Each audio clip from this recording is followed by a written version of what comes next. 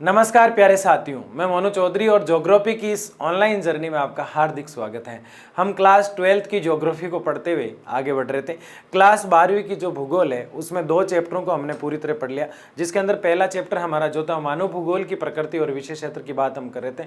उसके बाद विश्व की जनसंख्या वितरण और घनत्व की बात करते हुए हम आगे बढ़ रहे थे। तीसरा चैप्टर हमारा जनसंख्या संगठन की बात कर रहा है, जिसको हम पढ़ रहे हैं। जनसंख्या संगठन में मैंने आपको बताया हमें 4 टॉपिक पढ़ने होते हैं। कितने टॉपिक पढ़ने होते हैं? 4 टॉपिक, जिसमें पहला टॉपिक हमारा था लिंगानुपात, यानी कि कितने पुरुषों पर कितनी स्त्रियां, ये हमने पढ़ लिया। उसके बाद हमने दूसरा टॉपिक शुरू किया साक्षरता, यानी कि 7 वर्ष से उम्र के जो बच्चे होते हैं उनको अक्षर लिखना आता है या नहीं आता है, ऐसी कितनी जनसंख्या है जिनको अक्षर लिखना यानी साक्षर यानी अक्षर लिखना जिनको आता है, उसका अनुपात और आंकड़ा हम देख रहे थे। और सारी चीज़ों को हमने देखा, साक्षरता कम होने के कारण क्या है, वो सब सारी चीज़ें देखने के बाद आज हम तीसरा लेक्चर लेकर आए हैं। और तीसरे लेक्चर में हम तीसरे चैप्टर की जो तीसरी बात है उसकी बात करेंगे। उसका नाम है आयु संरचना। क्या नाम है उसका?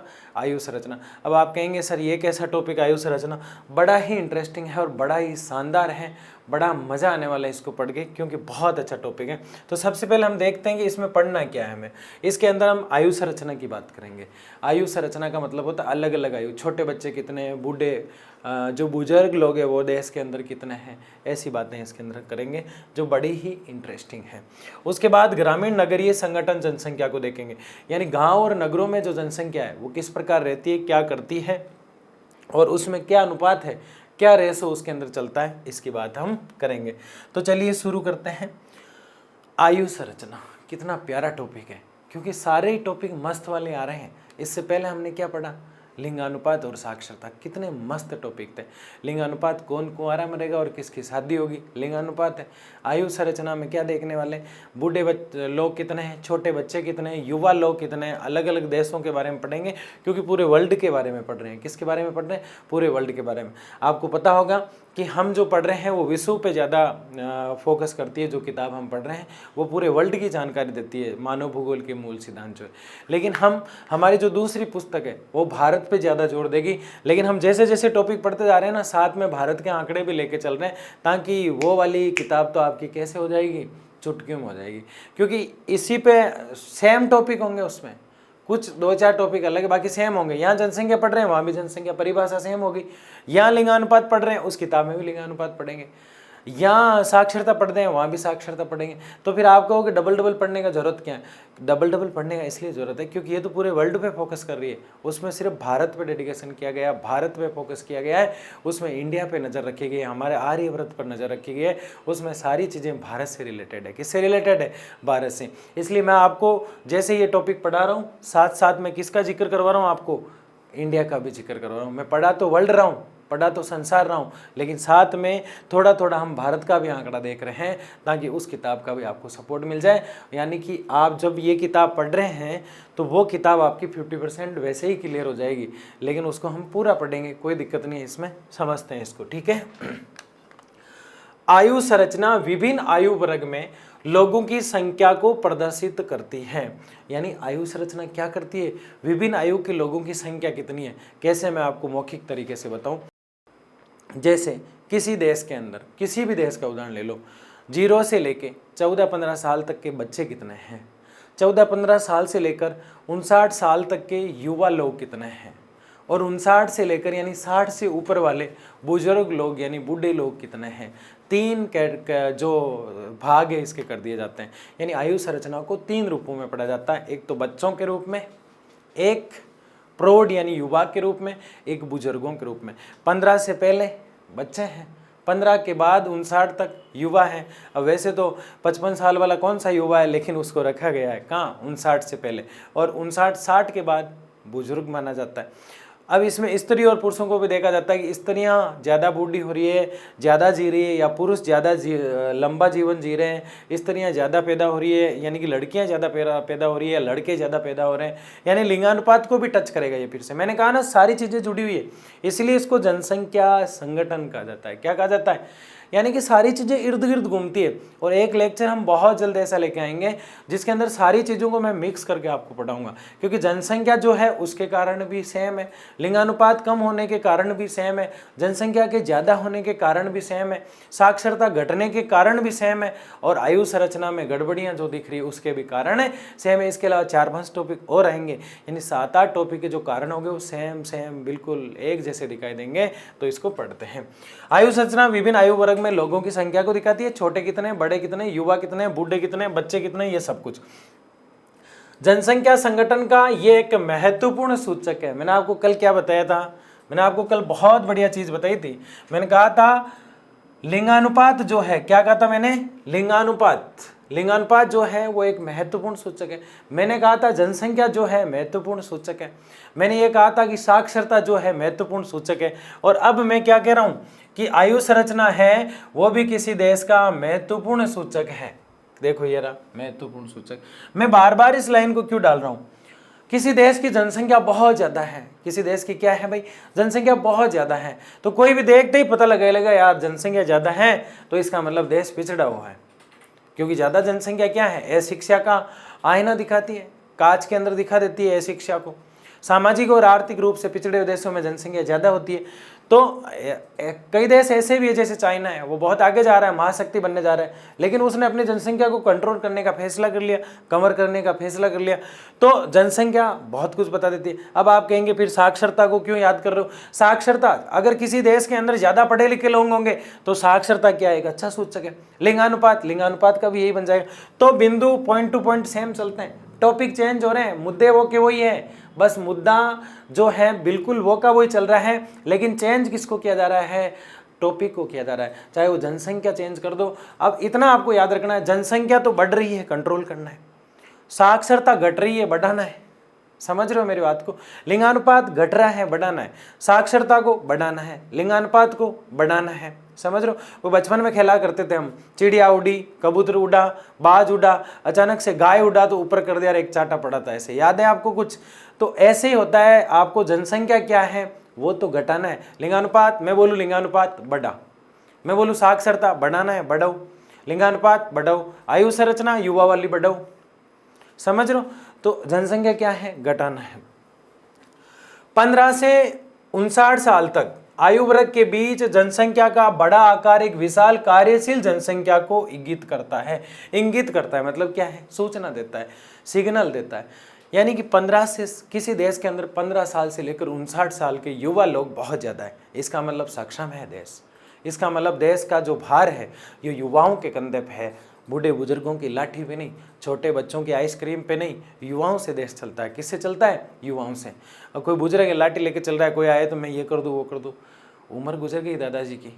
छोटा बच्चा आइसक्रीम खा रहा है, खींच के आइसक्रीम भी मार देता है, डर दिखाता रहता है, ठीक है ना? तो उनसे देश नहीं चलता है। देश किससे चलता है? देश की सबसे बड़ी ताकत होती है युवा। कैसे? युवा वो गीली लकड़ी होती है, जिस तरफ मोड़ कर लेना, अगर देश को झुकाना है तो उस तरफ झुका देते हैं, जिस तरफ बढ़ाना है उस तरफ बढ़ा देते हैं। और मैंने बार बार राल्फ वाल्डो इमर्सन का उदाहरण मैं देता हूँ। उन्होंने कहा था वही देश आगे जाते हैं जिसके सम्मान के लिए लोग खड़े रहते हैं। जब कोई भी देश सोने से मान नहीं बनता, ज्वेलरी से मान नहीं बनता, गोल्ड से मान नहीं बनता। कोई भी देश महान किससे बनता है? कोई भी देश महान बनता है वहाँ के शिक्षित नागरिकों से। जब बाकी सो रहे होते हैं वो देश को कंधे पे उठा के आकाश तक ऊंचा देते हैं। ऐसा कहा था पहले लेसन की पहली लाइन में राल्फ वाल्डो इमर्सन ने। तो सबसे प्यारी जनसंख्या कौन सी होती है? 15 से 59 वाली। अब मेरा मानना ये है कि 15 से 40 तक रखना चाहिए इसको, लेकिन यहाँ 59 लिख रखा है तो क्या करें? आप जैसे भूगोल में तो आगे आएंगे तो इसको बदल देंगे। अलग अलग देशों ने वैसे अलग अलग भी दिया है, लेकिन विश्व में ये मान्य है। ये प्रौढ़ वाला ग्रुप है। कौन सा है भाई? प्रौढ़ ग्रुप, यानी युवाओं वाला ग्रुप। समझ रहे हो? छोटे बच्चों वाला भी आएगा। और 59 से ऊपर, 60 से लेकर ऊपर जितने भी जाते हैं वो बुजुर्गों का ग्रुप है। आयु संरचना का मतलब समझ रहे हो ना? आयु की संरचना बनाई जाती है। छोटे बच्चे 0 से 14, 15 से 59 बड़े युवा, ठीक है ना? जैसे आप इस कैटेगरी में आगे लगभग, और 59 से ऊपर वाले जो बुजुर्ग है वो माने जाते हैं। तो 3 स्टेप बनते हैं। आयु संरचना खुद ही कह रहे हैं मेरे 3 रूप है। ये देखो ए से 3 बन रहा है, ये ऐसे ए, ठीक है ना? ऐसे याद रख लेना, बहुत सिंपल है ज्योग्राफी। बड़ा आकार एक विशाल कार्यशील जनसंख्या को इंगित करता है। 60 वर्ष से अधिक आयु वाली जनसंख्या का एक बड़ा अनुपात उस वृद्ध जनसंख्या को प्रदर्शित करता है, उस जनसंख्या का नक्शा बना देता है जिसमें स्वास्थ्य संबंधी सेवाओं पर अधिक खर्च होता है। मैं आपको समझा देता हूँ। ये कह रहा है, इसने छोटे बच्चों की बात ही नहीं बोले कि अभी नाराज हो जाएंगे, आइसक्रीम लाओ, जो है डेयरी मिल्क लाओ, इसलिए छोटे बच्चों को छेड़ा ही नहीं है, सिर्फ दो बड़ी बातें कर रहा है। सबसे पहले कह रहा है 15 से कितने साल से, 15 से 59 साल के जिस देश के पास युवा नौजवान होते हैं वो देश बहुत जल्दी तरक्की कर जाता है। ऐसी कौन कह रही है? आयु संरचना कह रही है। कौन कह रही है? स्त्रीलिंग है आयु संरचना, समझ लो। लेकिन 59 से लेकर उम्र में 70, 80, 85, 90, 100 कितने भी बूढ़े बूढ़े डोकरे जैसे बुजुर्ग लोग हम कह सकते हैं, वो लोगों की भीड़ है किसी देश में। तो क्या होगा? हर हफ्ते जांच करो, हर हफ्ते डॉक्टर को दिखाओ, तो वो देश क्या करेगा? वो देश क्या करेगा? उसका विकासशील स्तर जो है वो धीरे धीरे अल्प विकासशील में आ जाएगा और विकसित की ओर जाना चाह रहा था, नहीं जा पाएगा। बताओ कौन देश, इनकी जनसंख्या ज़्यादा होगी वो देश आगे जाएगा विकसित में, या फिर इनकी? हमें बुजुर्गों से बहुत प्यार है, लेकिन बुजुर्ग जो होते हैं उन पर स्वास्थ्य संबंधी समस्याएं बहुत ज़्यादा आती है, इसलिए कोई भी देश को पीछे करने में बुजुर्गों का हाथ होता है। अब आप कहेंगे ऐसे कैसे बोल रहे हो, आपके घर में दादा दादी नहीं है क्या? बिल्कुल है, लेकिन ज्योग्राफी पढ़ाते टाइम ज्योग्राफी की तरह सोचना पड़ता है। आपको भी कैसे सोचना है? भूगोल की दृष्टि से। मैं ऐसे लिख दूं, नहीं मेरे दादाजी के बारे में ऐसे नहीं बोल सकते, बुजुर्गों से मुझे बहुत प्यार है, बुजुर्गों से देश आगे जाता है, क्योंकि बुजुर्ग जो होते हैं 1947 की आज़ादी की कहानियाँ सुनाते हैं। मुझे बहुत अच्छा लगता है जब वो अपनी अपनी बातें बताते हैं। दादाजी की जो भी बातें हैं वो सुनकर मुझे बहुत इंटरेस्टिंग पार्ट जो उनका है लाइफ का सुनकर मुझे बहुत अच्छा लगता है। दादाजी से पहली बार कैसे मिली थी, दादाजी बताते हैं। तो ये सारी जो कहानी है ना, ये सुनने में अच्छी लगती है, लेकिन वृद्ध जो जनसंख्या होती है ना, वो देश को पीछे धकेलती है। क्या करती है भाई? पीछे धकेलती है, और बहुत ज़्यादा इन पे खर्च होता है। तो ये युवा तो क्या करेंगे? देश को आगे ले जाएंगे, और वृद्ध क्या करेंगे? देश को पीछे खींचेंगे। अब वृद्ध बेचारा खुद कुछ नहीं करता है, लेकिन उस पर खर्च होता है, वो करे क्या? ठीक है, ये दो चीज़ें। स्वास्थ्य संबंधी सेवाओं के लिए अधिक खर्च की आवश्यकता होती है। इसी प्रकार युवा जनसंख्या के उच्च अनुपात का अर्थ है कि प्रदेश में जन्म दर ऊंची है व जनसंख्या युवा है। क्या कह रहा है ये? इसी प्रकार युवा जनसंख्या उच्च अनुपात का अर्थ है कि प्रदेश में जन्म दर ऊंची है और जनसंख्या युवा है। यानी कि 15 साल पहले अगर अच्छा प्रयास रहा, जन्म दर अच्छी रही, तो धीरे धीरे युवा जनसंख्या बढ़ जाती है। क्या बढ़ जाती है? युवा जनसंख्या। तो ये सिग्नल है युवा जनसंख्या का। तो इसमें दो चीज़ें महत्वपूर्ण थी। कितनी चीज़ें? दो। एक तो सबसे पहले हमने देखी 15 से 59, ये क्या है? प्रौढ़, जिसे हम क्या कहते हैं? युवा। आप आराम से कर लेंगे, ठीक है। कितने डिपार्टमेंट करने हैं हमें? 3 डिपार्टमेंट, ठीक है। इसके बाद दूसरा क्या है? दूसरा है, इसको 60 मान लेते हैं हम, है ना, 60 से ऊपर। ये किस में आ जाएगी? वृद्ध में, वृद्ध जनसंख्या। That's very simple. आगे बढ़ते हैं। आयु लिंग पिरामिड, इसका क्या मतलब होता है? पिरामिड से हमें समझाया जाता है एक नक्शे के माध्यम से यूँ स्त्री पुरुषों की यूँ माला बनाई जाएगी। अभी पढ़ेंगे हम नाइजीरिया, जापान और ऑस्ट्रेलिया, 3 देशों की पढ़ेंगे। समझते हैं क्या है। जनसंख्या की आयु लिंग संरचना का अभिप्राय विभिन्न आयु वर्गों में स्त्रियों और पुरुषों की संख्या से है। पिरामिड का मतलब क्या होता है? एक इस प्रकार का मैप होगा, ऐसा इस प्रकार से पिरामिड बनाया जाएगा। ऐसे इधर स्त्रियों को दिखा दिया, इधर पुरुषों को दिखा दिया, ठीक है ना। पहाड़ की आकृति का होता है यूँ, पहले बढ़ते हुए फिर घटते हुए फिर घटते हुए फिर बढ़ते हुए ऐसे दिखाया जाता है, वो पिरामिड होता है, ठीक है। अब ये क्या कह रहा है? आयु, यानी इसमें आयु को दिखाया जाएगा कि 0 से 15 के कितने हैं, 15 से 59 के कितने हैं, यहाँ 14 आ जाएगा वैसे, ठीक है, क्योंकि आगे 15 ले रहे हैं हम। यहाँ 60 आ जाएगा, 60 से ऊपर। अब यहाँ क्या होगा? ये मैंने आपको बताया 0 से 14 बच्चों वाली होगी, ये प्रौढ़ यानी युवाओं वाली होगी, और ये 60 से ऊपर ओल्ड एज वाले वर्दों की होगी, ठीक है। बीपीओ याद रख लेना, वेरी सिंपल। बीपीओ, बी से बच्चे, आपको वहाँ बच्चे नहीं लिखना है, अच्छे तरीके से लिखना है।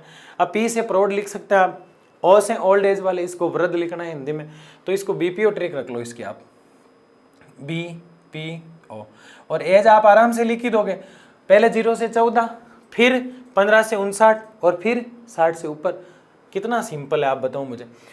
अब इस एज ग्रुप में जैसे ये छोटे बच्चे हैं, इन छोटे बच्चों वाले ग्रुप में, किसमें, छोटे बच्चे वाले ग्रुप के अंदर जो है छोटी बच्चियां कितनी हैं और छोटे बच्चे कितने हैं, इसको अगर हम देखते हैं, छोटी बच्चियां कितनी और छोटे बच्चे यानी कि हम किसको देख रहे हैं, लिंग को देख रहे हैं, लिंगानुपात को देख रहे हैं, साथ में आयु के साथ क्या देख रहे हैं, लिंग भी देख रहे हैं कि स्त्रियां कितनी और पुरुष कितने हैं। जैसे इसके अंदर देखना है हमें, इसके अंदर जो युवा है उनमें युवा लड़कियां कितनी हैं और उनमें युवा लड़के कितने हैं, इसको अगर देखते हैं तो किस में आएगा, आयुलिंग में।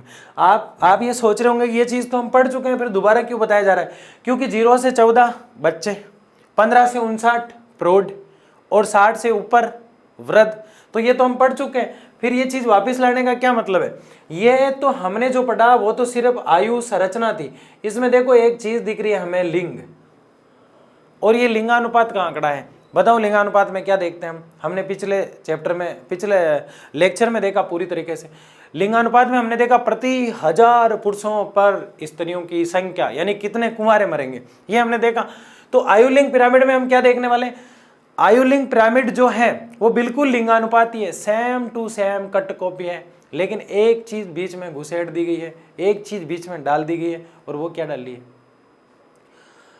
आयु लिंग पिरामिड जो है बिल्कुल लिंगानुपात है, लेकिन लिंगानुपात में सिर्फ हम क्या देखते हैं, स्त्री और पुरुषों की संख्या देखते हैं। उसमें यह नहीं देखते हैं कि 14 साल तक के जो बच्चे हैं उनमें लड़कियां कितनी हैं और लड़के कितने हैं। उसमें हम ये भी नहीं देखते कि 15 से 59 साल तक के युवाओं में लड़कियां कितनी हैं और लड़के कितने हैं। उसमें हम ये भी नहीं देखते बूढ़े डोकरी बूढ़े वृद्ध जो होते हैं उनमें जो है वृद्ध कितनी है और वृद्धाएं, वृद्ध कितने और वृद्धाएं कितनी है, यानी कि बूढ़े कितने और बूढ़ियाँ कितनी है, ये उसमें नहीं देखते। तो ये किस में देखेंगे, आयु लिंग संरचना में। लिंगानुपात में सिर्फ स्त्री और पुरुषों की संख्या को देखा जाता है, बस खत्म। इसमें क्या है, इसमें किस ग्रुप के, यानी इस ग्रुप में कितना है, इस ग्रुप में कितना है, इस ग्रुप में, समझ गए होंगे मेरे हिसाब से। इसमें ग्रुप वाइज देखा जाता है, तो देखो समझते हैं। और जनसंख्या की आयुलिंग संरचना का अभिप्राय विभिन्न आयु वर्गों में स्त्री और पुरुषों की संख्या से। जनसंख्या पिरामिड का प्रयोग जनसंख्या की आयुलिंग संरचना को दर्शाने के लिए किया जाता है। आयुलिंग संरचना को दिखाता है, आयुलिंग संरचना मतलब किस आयु के कितने स्त्रियां और कितनी पुरुष है, इसको दिखाता है। बस ये इसकी परिभाषा आपको अच्छे से समझ में आ जानी चाहिए। जनसंख्या पिरामिड की आकृति जनसंख्या की विशेषताओं को परिलक्षित करती है। प्रत्येक आयु वर्ग में बायां भाग पुरुषों का, यह बहुत महत्वपूर्ण बात है, बायां भाग किसका है, पुरुषों का, और दायां भाग स्त्रियों का। इसका मैंने एक ट्रिक बनाया, बापू, क्या बनाया, बापू, बा से बायां। अब सारी ज्योग्राफी आपकी ट्रिक पे चलेगी, बा से बायां, पू से पुरुष। पप्पू से क्या मतलब है बताओ, कमेंट बॉक्स में बताना है जिसको पता है पप्पू का क्या मतलब है। मैं नहीं बताऊंगा क्योंकि मैं बता चुका हूं, पप्पू का अर्थ बताना है आपको, पुरुष, ठीक है। अरे सॉरी, समय खराब करोगे फालतू में, बता देता हूँ। पृथ्वी जो है पश्चिम से पूर्व की ओर घूमती है, इसका मतलब है पप्पू, समझ गए, ठीक है। बापू बायां, पू से पुरुष, तो बाईं तरफ किसको दिखाता है, पुरुष को दिखाता है, और दाईं तरफ किसको दिखाता है, डायग्राम, स्त्रियों को। अभी एक डायग्राम देख लेते हैं पहले, हम वापिस इसी पे आएंगे, डायग्राम देख के देखिए। ये देखिए, ये देखो बायां तरफ इस तरफ इस प्रकार से, तो ये लेफ्ट वाला बायां होगा, इसमें हमने चेंज कर दिया थोड़ा, तो आप उसको इस तरफ ले सकते हैं। देखो आगे के डायग्राम दिखा देता हूँ मैं आपको, ये देखिए, इसके अंदर जो है बाईं तरफ नहीं डाला हमने, लेकिन बाईं तरफ हमेशा क्या, आपको लिखो ना, जब आप लिखो, जब आपको कैसे लिखना है, बाईं तरफ क्या होगा, पुरुष होगा। बाईं तरफ मैंने लिखा क्या होगा, पुरुष होगा। बापू याद रखना है, क्या याद रखेंगे, बापू याद रखेंगे, ठीक है। आ जाते हैं वापस टॉपिक पे। पुरुषों का प्रतिशत दायां और भाग स्त्रियों का बायां, यानी कि पुरुषों का तो बायां और स्त्रियों का दायां भाग जनसंख्या को दिखाता है। आपको ये लाइन लिखना है, बाकी आप डायग्राम कैसे बनाओ कोई दिक्कत नहीं। आगे बढ़ते हैं। विस्तारित होती जनसंख्या बढ़ ही रही है, बढ़ ही रही है, बढ़ ही रही है। लोग कह रहे हैं ना ना ना ना ना, क्योंकि ज्यादा जनसंख्या बढ़ रही है, लोग जी नहीं पा रहे। ना जी रिया साहब, ना मर रही है, ना तो मर रिया ना जी रिया, यानी कि ना जी रिया साहब, इतनी जनसंख्या विस्तारित हो गई। क्या हो गई, जनसंख्या बहुत विस्तारित होगी। ना जी रिया मतलब जीने का मन ही नहीं कर रहा, इसलिए देश का नाम ही क्या है, नाइजीरिया, याद हो जाएगा आपको, नाइजीरिया। ठीक है, आयुलिंग पिरामिड जैसा कि आप देख सकते हैं, विस्तृत, जैसा कि आप देख सकते हैं, मैं आपको दिखाऊंगा अभी थोड़ी देर में, ठीक है ना। विस्तृत आकार वाला त्रिभुजाकार पिरामिड है जो अल्प विकसित देशों की प्रतिरूपी है। कैसा?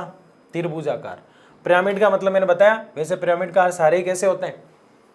त्रिभुजाकारी होते हैं पिरामिड, ठीक है ना। अल्प विकसित देशों का प्रतिरूपी है।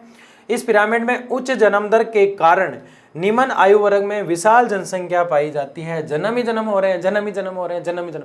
मुझे बताओ, एक देश के अंदर 5 साल के अंदर इतने जन्म हुए तो जनसंख्या का कौन सा आयु वर्ग डिस्टर्ब होगा? आपके लिए सवाल है, एक सोचना है पहले ना, फिर मैं बता देता हूँ। एक देश के अंदर छोटे बच्चे बहुत ज़्यादा पैदा हो रहे हैं, जन्म ही जन्म हो रहा है, बुजुर्गों की संख्या घटती जाती है, समझ रहे हो? इसको हम जनसंख्या में पढ़ते हैं। लेकिन एक आयु वर्ग के पर्टिकुलर बच्चे ज़्यादा पैदा हो रहे हैं तो छोटे वाले ग्रुप में आएंगे, तो इससे डिस्टर्ब कौन सा ग्रुप हो रहा है? छोटे वाले बच्चों का, तो बच्चों वाला ग्रुप डिस्टर्ब हो रहा है। देखिए, आयु वर्ग में विशाल जनसंख्या पाई जाती है।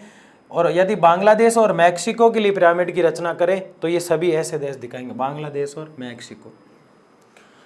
ये देखो, बड़े बड़े बंगले बना लिए और बंगलों के अंदर इतने बच्चे पैदा होते रहते हैं, इतने बच्चे पैदा होते रहते हैं, इतना बच्चे बंगले के अंदर क्या है, इतने बच्चे पैदा होते रहते हैं कि देश जो है बेचारा अपनी आयु संरचना को डिस्टर्ब कर लेता है और छोटे बच्चों की संख्या बढ़ जाती है। अब बताओ, छोटे बच्चों की संख्या बढ़ना अच्छी बात है या बुरी बात? बुरी बात है। जब ये जनसंख्या युवा हो जाती है, जब क्या है? अच्छी बात है। जब ये बूढ़ी हो जाती है, जनसंख्या वृद्ध हो जाती है, जब क्या है? बुरी बात है।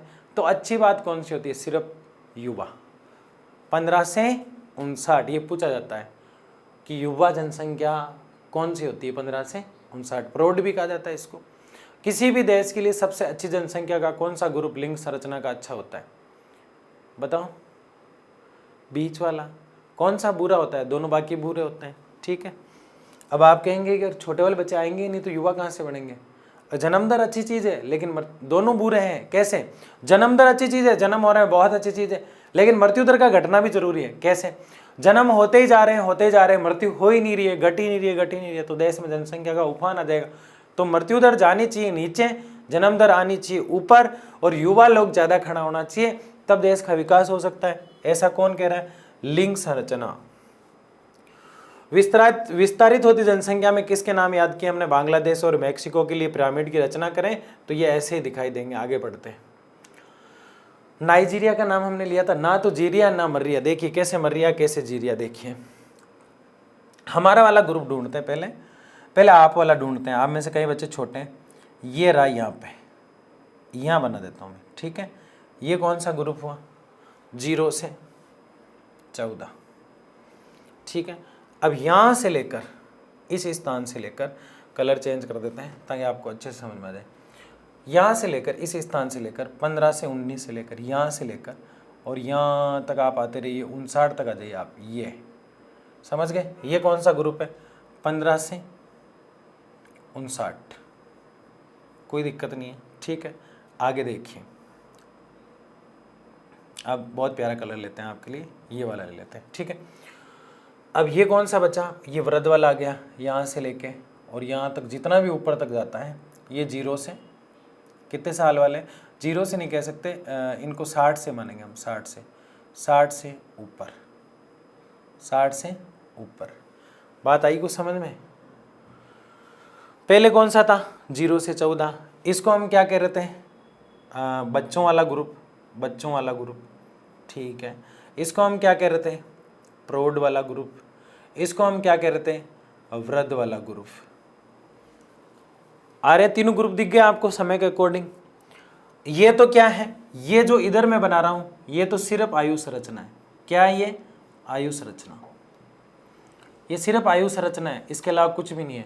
सिर्फ आयु की बात कर रही है, सिर्फ और सिर्फ किसकी बात कर रही है? आयु की बात कर रही है। लेकिन अब ये नीचे वाला ग्रुप जो देख रहे हैं, इसमें हम लिंगानुपात बीच में डाल दिया गया, और लिंगानुपात की बात जैसे आ जाती है तो हमें ये समझ लेना है कि लिंगानुपात आयु संरचना में इंटरफेयर कर रहा है। कैसे?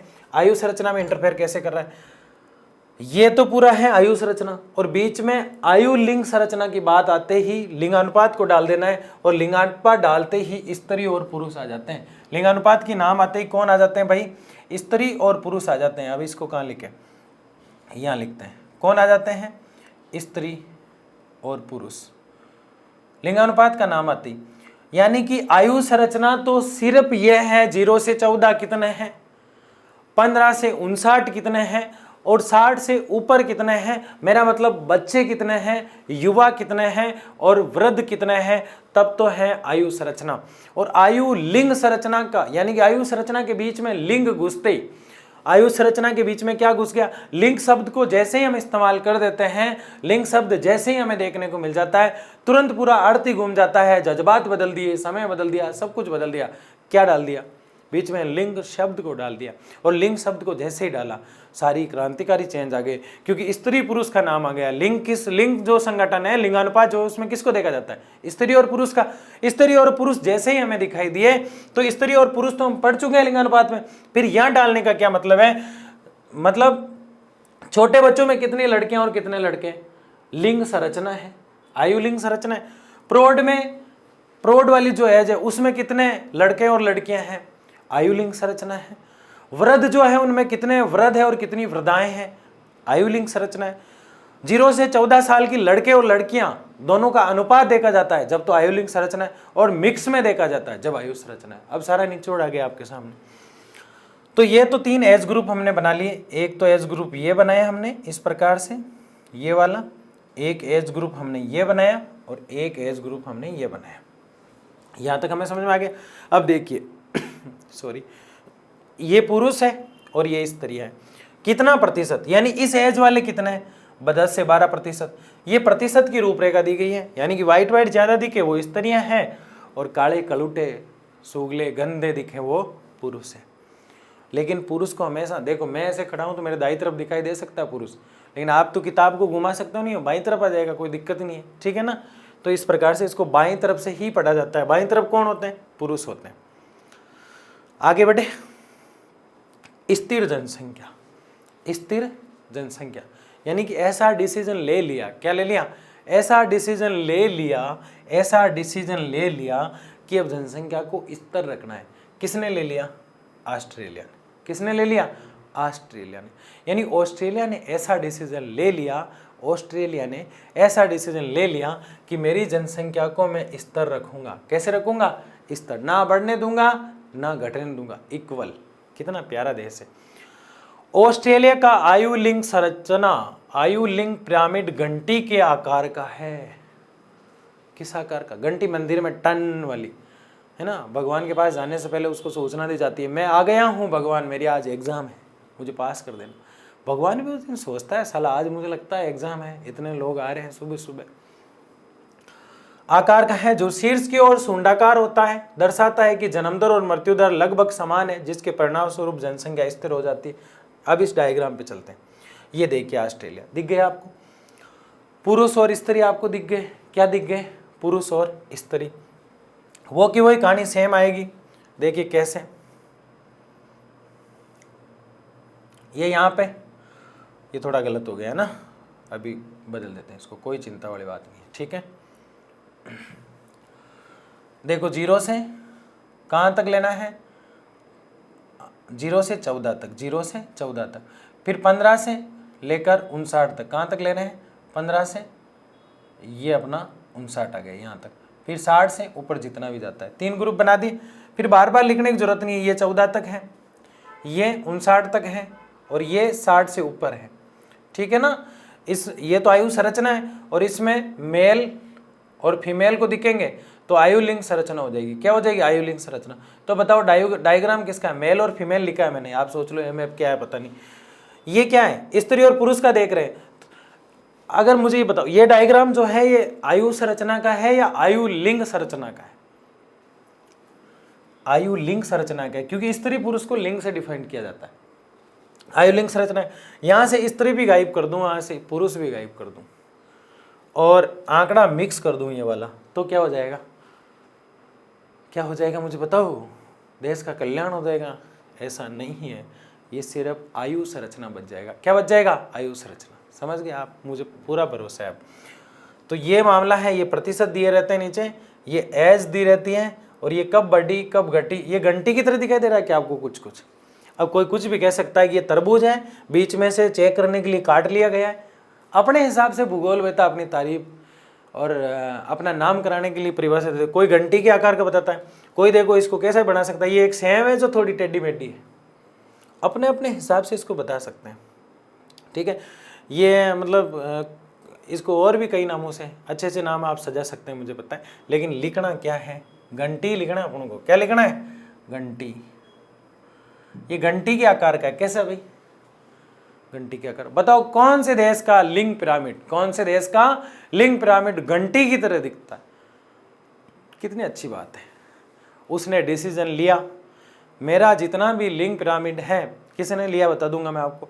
उसने डिसीजन लिया कि मेरे देश में जन्म दर भी ज़्यादा जो है वो नहीं बढ़ने दूंगा और मृत्यु दर को जो है कम कर दूंगा, और इक्वल बराबर बराबर समानजनक तरीके से जितने पुरुष उतनी स्त्रियां होनी चाहिए। वैसे हम यहाँ किसको ले सकते हैं? लेटविया को ला सकते हैं। आप लिख सकते हैं यहाँ लेटविया का नाम, लेकिन इस किताब में किसका लिखा है? इसमें ऑस्ट्रेलिया का लिखा है, तो इसका लिख दो। उसके आंकड़े आपके पास होने चाहिए। तो ये हमने देखा, स्त्री और पुरुष दिख गए, आयु लिंग संरचना। स्त्री और पुरुष नहीं है तो सीधा और सिंपल और मस्त तरीके से सिर्फ आयु संरचना एज ग्रुप में बांटा जाता है। समझ गए? आयु संरचना तो आपको समझ में आ गया होगा क्या है। कोशिश यही है कि आयु संरचना अच्छे से बैठ जाए। आयु के 3 ग्रुप है, ठीक है। ये आ गया, आगे बढ़ते हैं। हार्समान जनसंख्या, घटती हुई जनसंख्या। हार्समान जनसंख्या, हार्समान जन्म और मृत्यु दर को दर्शाता है। किसको दर्शाता है? जापान के पिरामिड का संकीर्ण आधार शुंडाकार शीर्ष निम्न जन्म दर और मृत्यु दर को दर्शाता है। इन देशों में जनसंख्या वृद्धि शून्य अथवा ऋणात्मक है। वाह वाह। बताओ कोई किसी का जन्म होता है घर में, उस समय जिस लेडीज के गर्भ से या औरत के गर्भ से जन्म होता है, उस जो प्रक्रिया होती है उसको हम क्या बोलते हैं? समझ रहे हो? यानी कि ऐसा कौन सा देश है जो अपने आप को सही तरीके से मैनेज किए हुए है? जनसंख्या जो है हमेशा घट ही रही है, बढ़ नहीं रही है। जापान, यहाँ पे सुनामी वगैरह पता नहीं क्या क्या आता रहता है, ये इनमें इनका कोई योगदान नहीं है। ये किसका योगदान है? प्रकृति का। अब यहाँ इसकी तारीफ कर रहे हैं हम। यहाँ वृद्धि शून्य है, यहाँ वृद्धि माइनस है, 0 है। वृद्धि शून्य मतलब 0 है, ऋणात्मक मतलब माइनस है। किस में? जापान में। सूंडाकार देखो डायग्राम, ये सूंड की तरह दिखाई दे रहा है। मुझे तो ये वैसे घंटी की तरह ही दिखाई दे रहा है, लेकिन अपन को क्या है? अपन को लिखना है, ठीक है। तो ये हार्समान जनसंख्या दिखाई देती है। देखो सबसे पहले हमने किसकी बात की? नाइजीरिया की। देख लो एक बार, मैं आपको समझाते हुए चल रहा हूँ, पहले इसको समझ लेते हैं। इन देशों में जनसंख्या वृद्धि शून्य है अथवा ऋणात्मक है और शीर्ष जन्म और मृत्यु दरों को दर्शाता है। इन जन्म दर बढ़ रही है तो मृत्यु दर घट रही है, और इन्होंने इक्वल नहीं, इन्होंने माइनस कर लिया। बताओ हार्समान में कौन है? जितने अपनी जनसंख्या को कंट्रोल कर लिया, 0 माइनस तक ले जा रहा है। मतलब 0 माइनस का मतलब ये नहीं कि लोग ही नहीं है वहां पे, अब बढ़ने नहीं दे रहा, मतलब बढ़ने का तो सवाल ही पैदा नहीं होता। और एक ऐसा जो घटती बढ़ती है तो उसको कवर कर लेता है। देखो एक बार हम रिवाइज करते हुए चल रहे हैं। हमने यहां से पढ़ना शुरू किया, विस्तारित जनसंख्या, अब ना जिया जा रहा है ना, अब जीने का मन नहीं हो रहा है। नाइजीरिया कैसी जनसंख्या है? विस्तृत है, और इसका पिरामिड कैसा है? त्रिभुजाकार। पिरामिड कैसा है? त्रिभुजाकार। इसलिए अपने नोट्सों में क्या लिखना है? नाइजीरिया। क्या लिखा हुआ है? नाइजीरिया। नाइजीरिया लिख दिया। नाइजीरिया में क्या है? नाइजीरिया का आकार कैसा है? त्रिभुजाकार। कैसा दिखाई दे रहा है पिरामिड? त्रिभुजाकार। बहुत अच्छी बात है। अब यहाँ कौन कौन से देश आते हैं? BM, बांग्लादेश और मैक्सिको। समझ गए? नाइजीरिया, नीचे आपको क्या बनाना है? त्रिभुजाकार की आकृति बनाना है और BM लिखना है। शॉर्ट ट्रिक से याद करना है। क्या हो रहा है यहाँ पे? जनसंख्या विस्तारित है। क्या है भाई? विस्तारित। विस्तार लिख देना। समझ गए? तो ये तो बना नाइजीरिया का। नाइजीरिया कैसे याद किया हमने? देखो सबसे पहले आयुलिंग संरचना हमने देखा। आयुलिंग संरचना में आयु के ग्रुप देखे जाते हैं। वो 3 ग्रुप होते हैं, 0 से 14, 15 से 59 और 59 से ऊपर वाले, 60 से ऊपर वाले। 3 ग्रुप हो गए। स्त्री और पुरुषों की संख्या देखी जाती है तो आयुलिंग संरचना हो गया, और सिर्फ लोगों को देखा जाता है तो आयु संरचना हो गया। बिल्कुल सिंपल है दोनों। उसके बाद हम देख रहे हैं कि ऐसा कौन सा देश है जिसकी जनसंख्या बहुत ज़्यादा विस्तारित रूप से होती जा रही है, तो उसका डायग्राम हम, यानी कि उसने वहाँ जिया नहीं जा रहा, मतलब इसका मतलब याद करने का तरीका है नाइजीरिया। यानी कि वहां जिया ही नहीं जा रहा है। नाइजीरिया, BM से क्या याद किया हमने, BM बांग्लादेश और मैक्सिको भी ऐसे ही देश हैं, ठीक है, अच्छी बात है। इसके अलावा यहाँ क्या देखा हमने, इसके अलावा इसका आकार जो है वो त्रिभुज की आकृति का दिखाई देता है। यानी नाइजीरिया की 3 बातें, BM त्रिभुजाकार, विस्तार ज्यादा हो रहा है।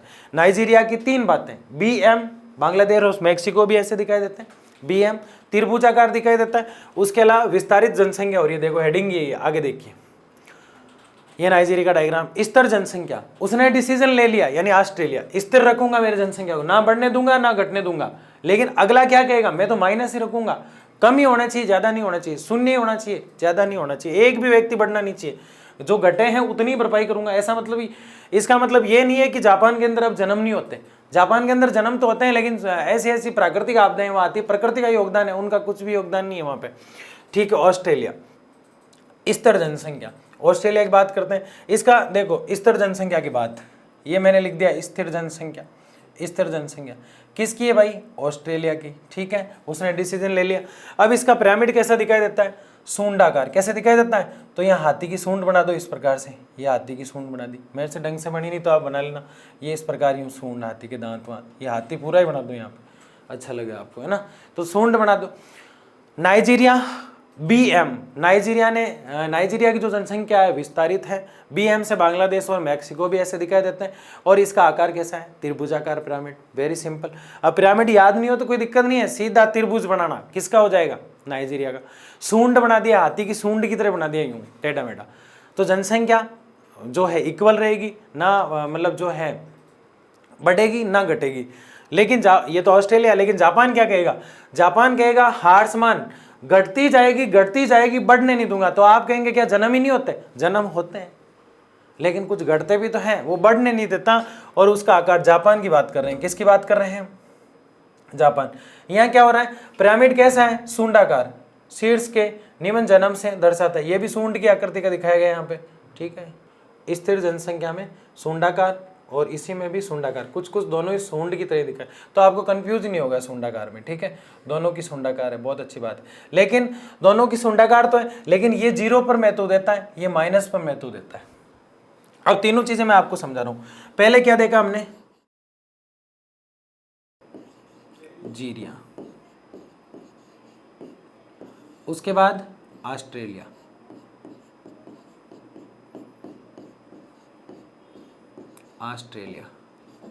उसके बाद जापान। 3 पिरामिड की बात हमने की थी। क्या है ये, 3 देशों के हमने जनसंख्या के आयु संरचना के पिरामिड पढ़े, पिरामिड, ठीक है, यहाँ तक आपके समझ में आ रहा है। 3 देशों की बात की, इसको हमने BM से, यानी ऐसे ही दिखने वाले और देश कौन से, बांग्लादेश और मैक्सिको, यहाँ तक हमने देख लिया था। इसके बाद हमने क्या देखा, नाइजीरिया, BM पढ़ने के बाद इसकी जनसंख्या कैसी है, विस्तार रूप धारण किए हुए, कैसी, विस्तार रूप, ठीक है। अब ये दिखाई कैसा देता है, बहुत ज्यादा अलग तरीके से अपने आप को डिफाइन किए हुए त्रिभुज की तरह दिखाई देता है, किसकी तरह, त्रिभुज की तरह, कर लेंगे आप।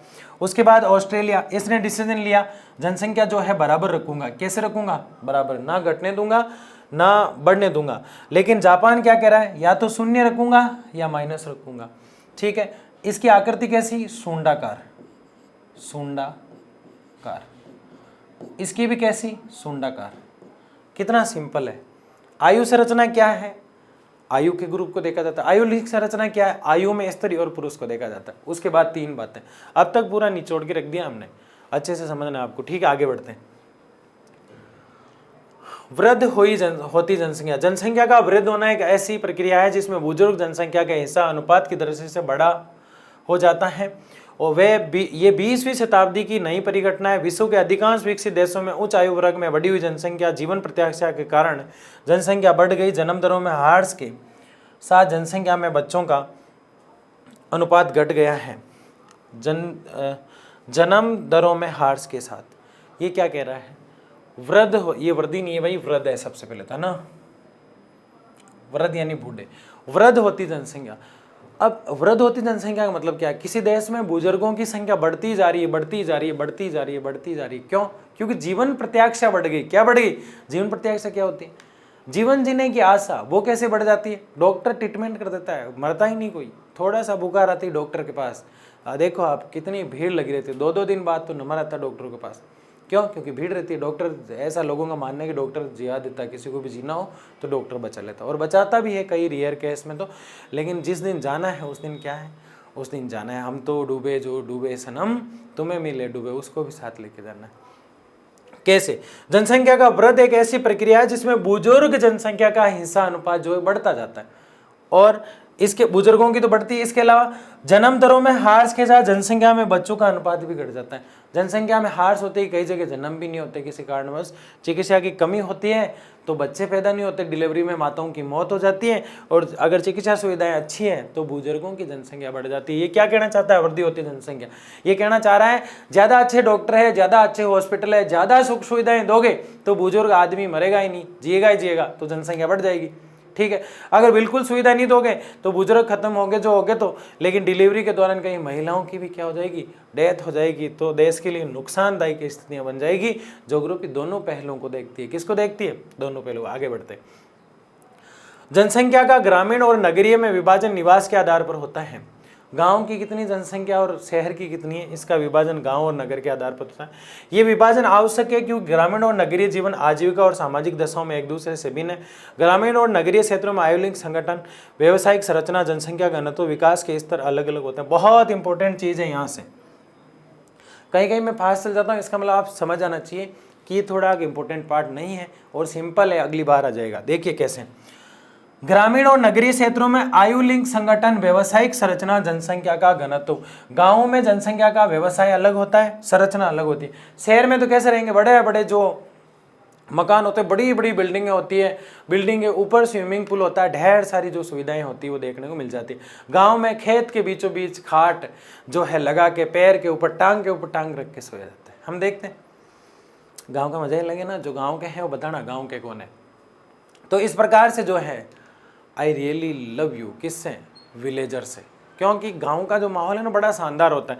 हमें पढ़ना क्या है? संरचना। गांव की संरचना अलग है और शहर की संरचना अलग है, क्योंकि गांव के लोग अलग तरह से रहते हैं और शहर के लोग अलग तरह से। उनका खान पान अलग होता है, उनका रहन सहन अलग होता है, उनकी जहाँ तक कि उनकी भाषा है वो भी अलग तरीके से वहाँ रहती है। गाँव के अंदर गाँव के अपनी भाषा बोलते हैं, शहर में आपको अलग अलग भाषाओं वाले लोग मिलते हैं।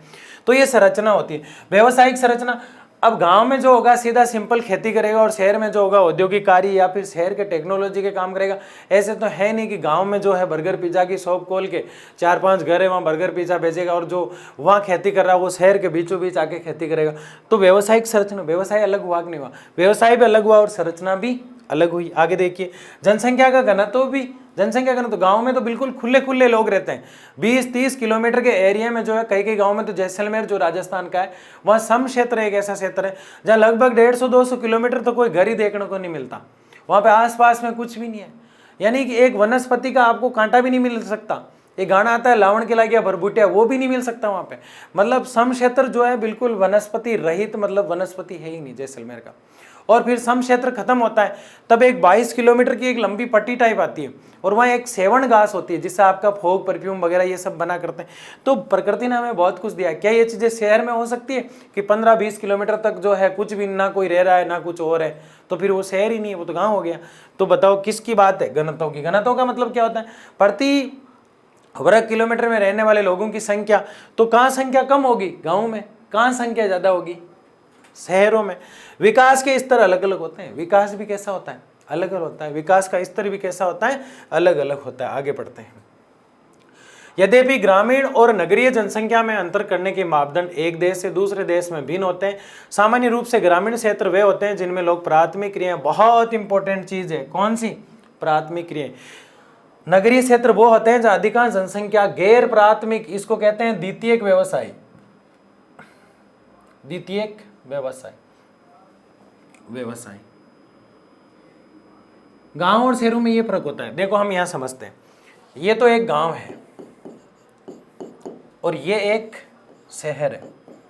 इन दोनों में फर्क क्या रहेगा? गांव में जो होगा वो प्राथमिक व्यवसाय होगा। कौन सा होगा? प्राथमिक व्यवसाय। गांव के अंदर कौन सा व्यवसाय होगा भाई? प्राथमिक व्यवसाय। प्राथमिक व्यवसाय में क्या होता है? मैंने एक ट्रिक बनाई आपके लिए, समलग ये होता है। अब आप कहेंगे सर ये क्या है? सह से संग्रहण होता है। क्या होता है भाई? सह से संग्रहण होता है। किसका संग्रहण? फल और फूलों का। ये सब संग्रहण यानी फल फूल इकट्ठे करते हैं। में से गांव के लोग जो हैं मछली पालन भी करते हैं। गांव के लोग क्या करते हैं? मछली पालन भी करते हैं। में से मैंने लिख दिया मछली, बहुत अच्छी बात है। ले से गांव के लोग लकड़ी भी काटते हैं। क्या काटते हैं? लकड़ी भी काटते हैं। और कै से लोग कृषि भी करते हैं। और भी ढेर सारी चीजें हैं, और भी ढेर सारी चीजें। तो गांव के अंदर ये काम होता है। ये काम किस में आता है? प्राथमिक व्यवसाय में। किस में आता है? प्राथमिक व्यवसाय। तो बताओ संरचना अलग हुई नहीं हुई? व्यवसाय अलग हुआ कि नहीं हुआ? अब आप कहेंगे फिर द्वितीयक क्या है? द्वितीयक के अंदर शहर आते हैं। द्वितीयक के अंदर कौन आता है भाई? शहर आते हैं। अब शहरों में क्या होता है? शहरों में उद्योग होते हैं।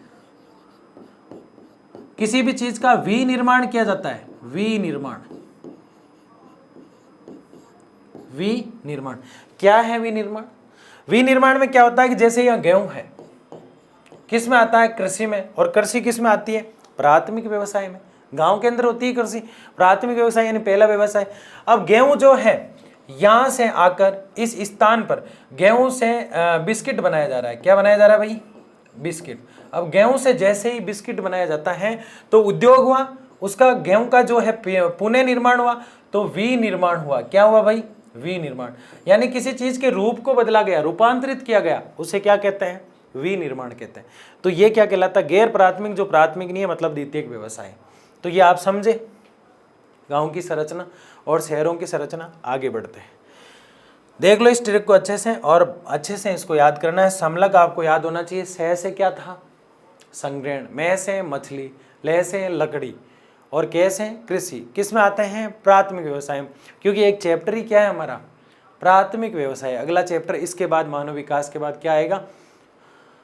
प्राथमिक व्यवसाय, फिर द्वितीयक व्यवसाय। हमने एक डिटेल से वीडियो डाला है किसके बारे में? सिलेबस में। आपको उसको भी देखना चाहिए सबसे पहले। ठीक, आगे बढ़ते हैं।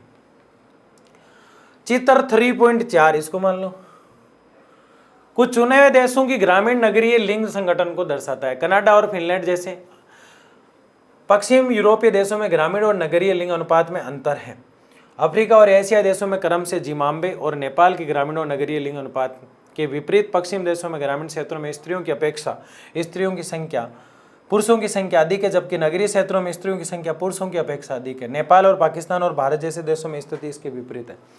ये सारे पॉइंट हैं दो दो लाइन के। देखिए कैसे ग्रामीण और नगरीय लिंग संगठन। अब तीन चीजें हो गई। पहले कितनी चीजें थी? दो, अब कितनी हो गई? तीन। कैसे? मैंने यहां पे लिखा, सबसे पहले मैंने लिखा आयु संरचना। आयु संरचना, ठीक है। और सीधा सिंपल तरीके से क्या लिख दिया मैंने? आयु संरचना। क्या लिखा है भाई? आयु संरचना, ठीक है। आयु संरचना में तीन ग्रुप बनाए। कितने ग्रुप बनाए? तीन ग्रुप। 0 से 14 बच्चे, 15 से 59 प्रौढ़, और 60 से ऊपर वृद्ध यानी ओल्ड। और ट्रिक हमारी बनी थी BPO। ये तो है आयु संरचना। ये क्या है भाई? आयु संरचना। अब इन सब के अंदर इस आयु संरचना में हम इसके बीच में एक शब्द को जोड़ दें। यहाँ पे ये मैंने लिखा आयु और ये मैंने लिखा संरचना। अब इस आयु संरचना के बीच में हम अगर लिंग को डाल देते हैं, लिंग शब्द का प्रयोग कर देते हैं, तो शब्द पूरा क्या बन गया? आयु लिंग संरचना। आयु लिंग संरचना जैसे ही शब्द बन जाता है तो हम क्या करते हैं, ये हमारा जो क्राइटेरिया ये सेम रहता है, लेकिन इन तीनों ही ग्रुपों में 3 ग्रुप बने हुए हैं। कितने ग्रुप बने हुए हैं? 3 ग्रुप। ये कैसे पता करें? क्योंकि आयु संरचना खुद भी ए यानी कि 3 दिखाई दे रहा है, तो 3 ग्रुप है आयु संरचना के, 0, 14, 15, 59 और 60 से ऊपर। ठीक है। अब इसके अंदर जो 3 ग्रुप बने हुए हैं उसमें स्त्रियां कितनी हैं और पुरुष कितने हैं, इसको हम मेल और फीमेल से लिखते हैं। स्त्री कितनी है और पुरुष कितनी है। कैसे? देखिए, मेल और फीमेल 0 से 14 में मेल फीमेल कितने हैं, 15 से 59 में मेल और फीमेल कितने हैं, और 60 से ऊपर में मेल फीमेल कितने हैं। सब क्या है? आयु लिंग संरचना। यानी आयु संरचना सिर्फ उम्र को देख रहे हैं 3 कैटेगरी में, आयु लिंग संरचना उसमें स्त्री और पुरुष को देख रहे हैं। अब तीसरी चीज क्या है? गांव में तीसरी चीज क्या आ गई?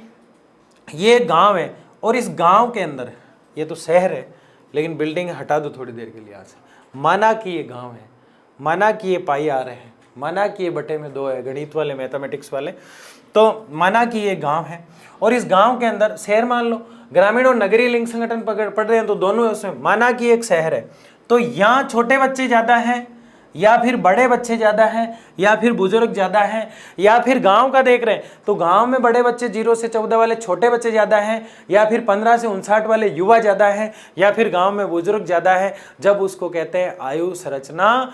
आयु संरचना ग्रामीण नगरीय लिंग संगठन के आधार पर। देखो कितनी चीज़ें निकल कर आ गई आयु संरचना में, ठीक है, जितना बताए उतना कम है, लेकिन सिर्फ 30 सेकंड में समझना आपको। सिर्फ 3 ग्रुप में एज को देखा, 0 से 14 के बच्चे कितने हैं, 15 से 59 के बच्चे कितने हैं और 60 से ऊपर के बच्चे, आयु संरचना। इन तीनों ग्रुप के अंदर पुरुष और स्त्रियों का अनुपात देखा जाता है तो आयु लिंग संरचना। इन तीनों अनुपात के अंदर गांव में कितने लोग रह रहे हैं और शहरों में कितने रह रहे हैं, तो ग्रामीण नगरीय आयु संरचना संगठन। लेकिन गांव में जो रह रहे हैं वहाँ स्त्रियां किस प्रकार से हैं, पुरुष कितने हैं, और शहरों में जो है वहाँ स्त्रियां पुरुष कितनी हैं, इस प्रकार से देखा जाता है तो ग्रामीण नगरीय लिंग अनुपात आयु संरचना संगठन। कितना बड़ा बन गया हमारा आयु संरचना। और 3 देशों के नाम आपको याद है, नाइजीरिया, ऑस्ट्रेलिया और जापान। 2 तो सूंड वाले हैं पीछे, एक आगे त्रिभुज वाला, एक का ट्रिक BM था। कनाडा और फिनलैंड जैसी पश्चिम यूरोपीय देशों में ग्रामीण और नगरीय लिंग अनुपात में अंतर है। कनाडा और फिनलैंड देशों में तो अंतर है। अफ्रीका और एशिया देशों में क्रम से जिम्बाब्वे और नेपाल के ग्रामीण और नगरीय लिंग अनुपात के विपरीत है, यानी कि यहाँ थोड़ी गड़बड़ है। इन देशों में तो गड़बड़ है, सुधारना चाहिए। इनमें कनाडा और फिनलैंड जैसे पश्चिम देशों में अनुपात में अंतर है और ठीक है मामला यहाँ का। पश्चिम देशों में ग्रामीण क्षेत्रों की अपेक्षा पुरुषों की संख्या अधिक है, जबकि नगरीय क्षेत्रों में स्त्रियों, देखो यहाँ 2 चीजें बताई गई है कि पश्चिम देश जितने भी है ना वहाँ तो स्त्रियाँ ठीक है मामला, और बाकी जितने भी देश है ना वहाँ पुरुषों का मामला ठीक है। तो ये कुछ आंकड़े होते हैं जो हमें थोड़े से याद करने पड़ते हैं, लेकिन महत्वपूर्ण क्या होती है, परिभाषा। आगे बढ़ते हैं। रोजगार के अवसर की अधिक संभावनाओं के कारण ग्रामीण क्षेत्रों से महिलाओं के आगमन के परिणाम स्वरूप यूरोप, कनाडा और संयुक्त राज्य अमेरिका के नगरीय क्षेत्रों में महिलाओं की अधिकता है। ये देखो आपको महिलाएं दिखाई देगी ज़्यादा, ठीक है। ये पुरुष जितने भी इनको कह दो साइड में हो जाओ, क्योंकि हमें पढ़ना है इसको, है ना। तो जितने भी थोड़ी देर के लिए माना सारी क्या है, महिलाएं हैं। और ये कहाँ देखने को मिल रही है, यानी कि अधिक संभावनाओं के कारण ग्रामीण क्षेत्रों से महिलाएं कहाँ आ जाती है, शहरों में आ जाती है। और ऐसा यूरोप, कनाडा और संयुक्त राज्य अमेरिका के नगरीय क्षेत्रों से महिलाएं जो है अधिकता है, मतलब इन देशों के अंदर यूरोप, कनाडा और इन देशों में रोजगार के ज़्यादा अवसर है। तो महिलाएं जो खेती बाड़ी करती है वो शहर में आके शिफ्ट हो जाती है। कृषि भी इन विकसित देशों में अत्यधिक मशीनीकृत है। ये तो हर जगह होगी, भारत में होगी। कृषि का मशीनीकरण का क्या मतलब है, कृषि का मशीनीकरण का क्या मतलब है, समझते हैं इस बात को। कृषि मशीनीकृत, कृषि का मशीनीकृत का मतलब है कृषि जो है वो मशीनों पर आधारित होगी।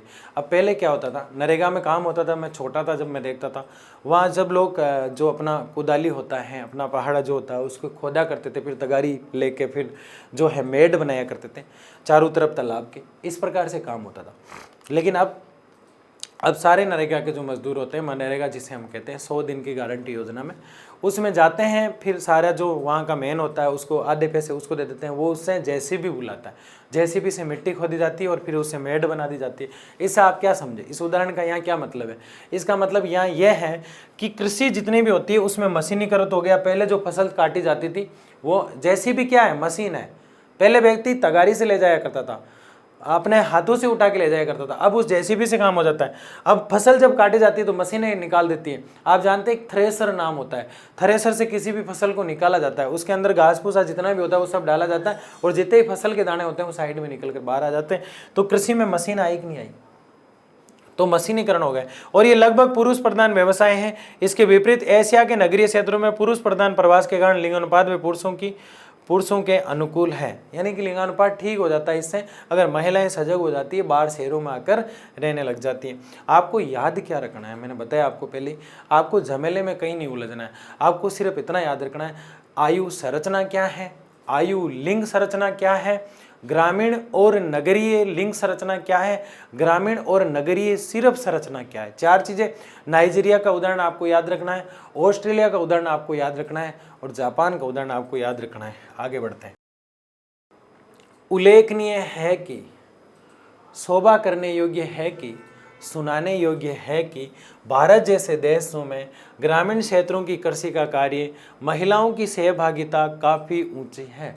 गांव में जो है जितना भी कृषि कार्य होता है उसमें महिलाओं की अहम भूमिका है। महिलाएं बहुत हार्ड वर्क करती है। किसमें? गाँव के अंदर। नगरों में आवास की कमी, रहन सहन की उच्च लागत, रोजगार के अवसर की कमी, सुरक्षा की कमी महिलाओं के गांव से नगरीय क्षेत्रों में प्रवास को रोकता है। पहले किसकी पढ़ रहे हैं यहाँ पे? भारत जैसे देशों में। जबकि हमने अन्य देशों का क्या पढ़ा?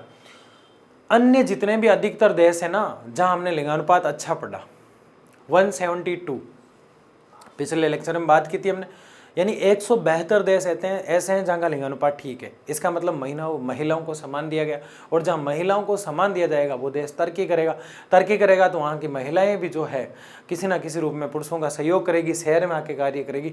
यानी लिंगानुपात इफेक्ट डाल रहा है कि नहीं डाल रहा है? सारी चीज़ें जुड़ी हुई है। मैंने पहले बताया आपको, सारी चीज़ें बॉन्ड है, कनेक्ट है, अपना एक दूसरे टॉपिक से जुड़ी हुई है।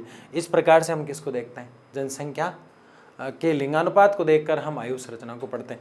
तो जो लोग नहीं जानते हैं वो पहले आयु संरचना पढ़ लेते हैं, फिर लिंगानुपात पढ़ते हैं, फिर ये समझ में नहीं आता है। इसलिए हमने पहले क्या पढ़ा? लिंगानुपात।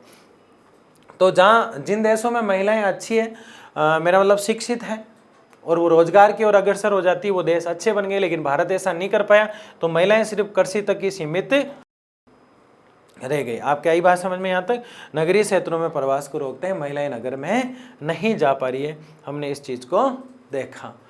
बहुत बहुत धन्यवाद आपका, आपने दिल से पढ़ा।